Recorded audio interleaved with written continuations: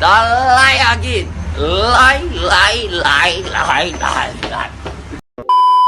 So this is not my opinion, but the opinion of CBR.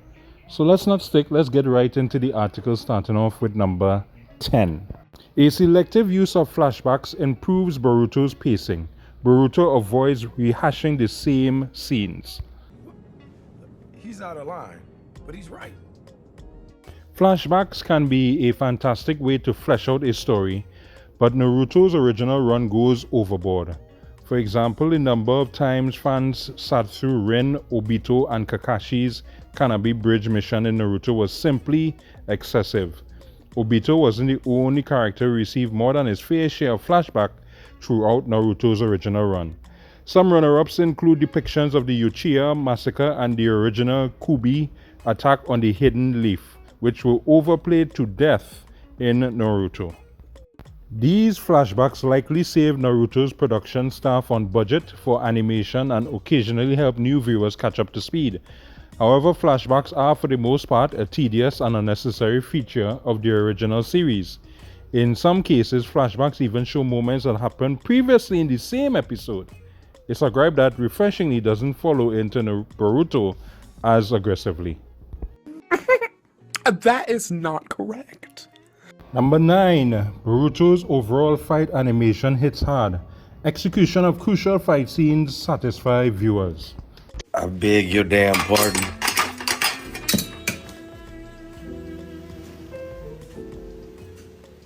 While the fight scenes in Naruto were, to say the least, iconic, Boruto is no slouch in this department either. For those who would have written off Boruto as an inferior sequel early in its development, it may come as a surprise that the overall consistency of Boruto fight scenes often surpasses even Naruto's. While the animation in Boruto can sometimes take a hit in everyday scenes and less important sequences, Studio Pierrot goes all out for its fight choreography, especially in the early seasons. And when the animation quality began to suffer in later seasons, the studio had the wisdom to give Boruto a well-needed hiatus. Number 8. Ino Yamanaka's arc is handled respectfully. Hopefully I pronounced that right. This former fangirl proves she's a capable boss.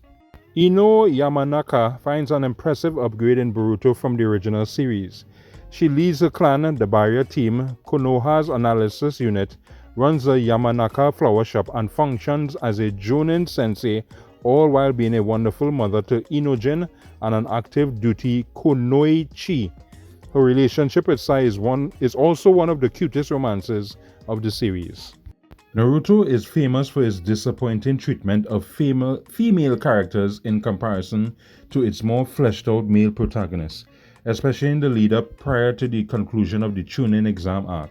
Along with the pre-time skip Sakura, Ino is one of the most distressingly underutilized characters in Naruto. Her baffling Sasuke-centric big words rivalry with Sakura ruins what would have been a compelling parallel to Sasuke and Naruto's own relationship. The continued improvement of Ino's character in Boruto is a welcome development. So we're moving on to number 7, and number 7 is so weird that I think that this should have been number 10, but for some reason they put this as number 7. An updated wardrobe in Boruto keeps visuals fresh. Original and stylish character fits.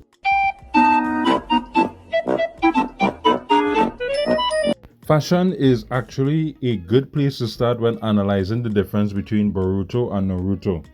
While the family resemblance between the two protagonists is undeniable, Boruto's personality and upbringing clash with Naruto's own characterization from the original series. Boruto's sporty wardrobe, consisting of darker colors with more civilian-esque touches, reflects the contrast. As the series progresses, in style, Boruto actually more resembles his mentor Sasuke than Naruto. Team 7 group dynamics fit better. Boruto's approach to ensemble storytelling trumps its predecessor. On the surface, Boruto's lineup borrows heavily from Naruto. Boruto is the son of Naruto Uzumaki and Hinata Hyuga.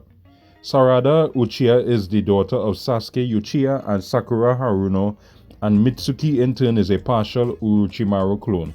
which calls back to Sasuke's connection with the snake seinen. Kawaki's antagonism with Boruto also provides an interesting tension that feels somewhat reminiscent of Sasuke and Naruto's matchups. However, just because Boruto takes its subheading Naruto Next Generation seriously, that doesn't mean it copies directly from Naruto. One thing the sequel does very right is that Boruto does not clone the messy dynamics of the original Team 7 without giving them a strong base to stand in their relationships. Sarada, Boruto, and Mitsuki actually works well together and don't act like they hate each other. And Kawaki's familiar relationship with Boruto is more brotherly than the intense rivalry that defines Sasuke and Naruto interactions, giving it a different flavor steeped in the drama of family bonds. So before we get into point number 5, if you are enjoying the video, hit the subscribe button. On this channel we talk about anime news, manga news, and from time to time we look at interesting articles that I stumble upon in the internet and love to hear your viewpoints on it as well. And of course, as you notice, we sprinkle some kicks and giggles in between the discussion so that we could all have a good laugh. So again, if you're enjoying the video, hit the subscribe button. So let's get back into point number 5. Filler episodes in Boruto aren't actually that bad. The Naruto sequel series makes better use of filler. What did he say? To be clear, some original Naruto filler is excellent, but for the most part these episodes simply create a mess of the anime's pacing.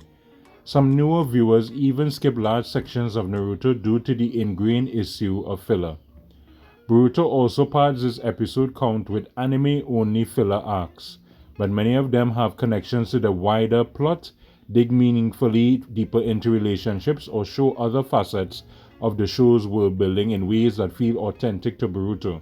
While far from perfect overall, the filler quality in Boruto outperforms Naruto's roster. This isn't surprising though, given Boruto adapts just 63 chapters of manga with 290 episodes of anime.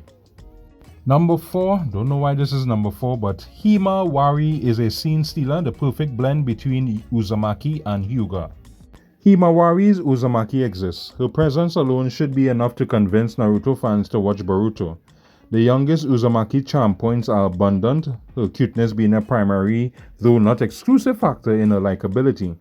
Similar to how Boruto resembled Naruto physically, Himawari's dark hair and early activation of the Byakugan strongly resemble Hinata. Yes, I pronounced that wrong. However, Himawari is undoubtedly her own character, revealing a heart-stirring maturity and kind-heartedness which contrasts with Boruto's edgier leanings. Okay. Point number 3, Sasuke Uchiha earns a little redemption. His suffering finally has meaning.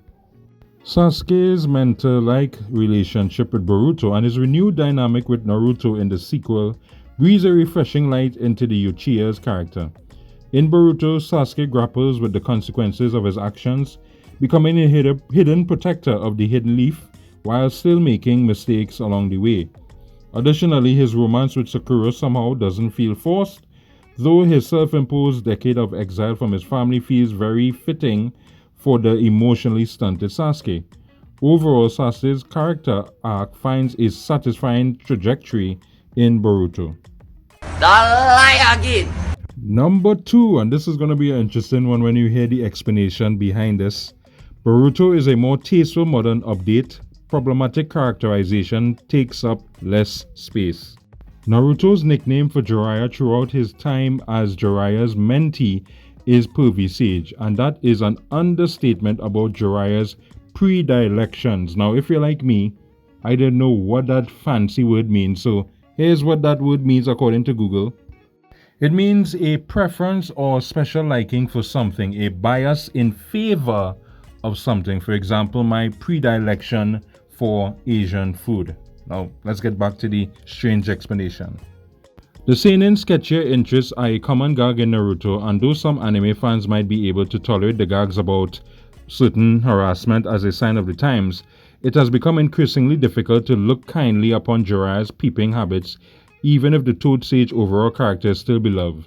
Boruto's improved sensitivity on the topic makes for a more comfortable viewing experience. Do me a favor, please. Get out of here. Get out of here, man. And finally, number 1, Jitsu versatility improves upon Naruto. There's more to ninjas than Rasengan. Though Naruto ninja are certainly not lacking in any way, shape or form, Boruto does improve upon the range of techniques showcased. On the whole, rather than having characters rely on a few well-established signature moves, Boruto gives his ninjas more versatility in their arsenal of Jitsu.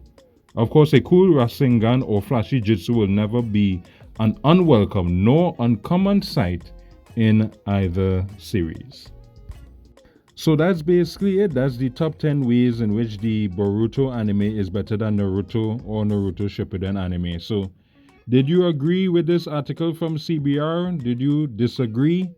And what points got you upset? What points do you say that they are 100% correct on? Of course, the comment section is always yours. And I will link another interesting CBR article that talk about the One Piece remake is a mistake. But keep in mind, in order for you to be able to get access to that video, you have to click on the subscribe button. So that's it. Now go on.